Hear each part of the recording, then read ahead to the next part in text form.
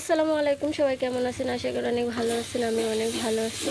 আজকে দুপুরে একটু রান্না বান্না আপনাদের সাথে শেয়ার করব। আজকে যে এখন রান্না করতেছি, আপনারা কে খেয়েছেন জানেন নাকি? মুরগির মাংস দিয়ে পেঁপে দিয়ে রান্না। এখানে সব মশলা অ্যাড করে দিয়েছি, তেলের মধ্যে দিয়ে দিচ্ছি সব মশলা, জিরা বাটা, আদা বাটা, পেঁয়াজ রসুন বাটা, গরম মশলা সব কিছু দিয়ে একটু কষাইতেছি। এখন এগুলো একটু দিয়ে দিব।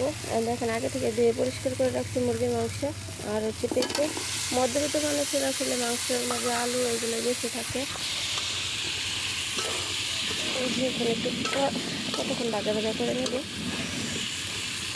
তারপর এখানে পানি অ্যাড করব। লাড়াচাড়া দিতেছি,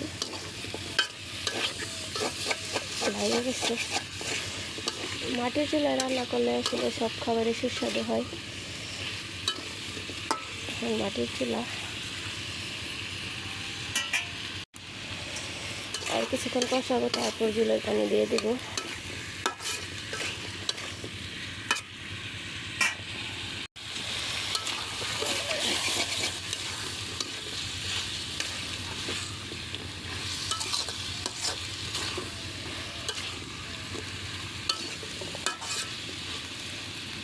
ওই যে কষানো হইতেছে, আর কিছুক্ষণ কষাবো। আসলে মাংসের তরকারি রান্না করলে যত বেশি কষানো হয় তত বেশি তরকারিটা ভালো লাগে।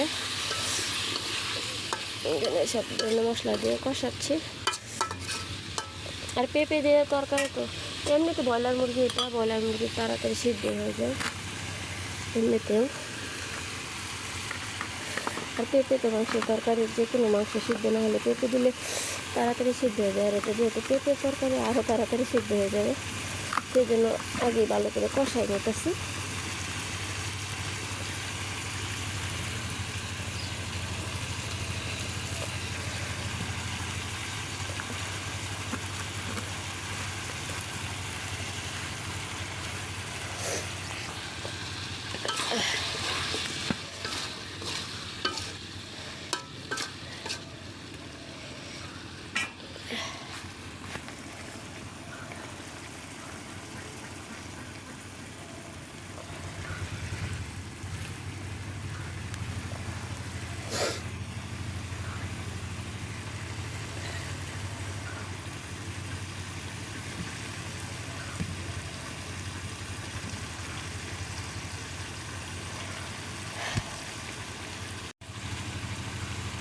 যে কষানো হয়ে গেছে, মাংসের মধ্যে তেল বেশি উঠছে, এখন পানি দিয়ে দিব। পানি দিয়ে দিলাম।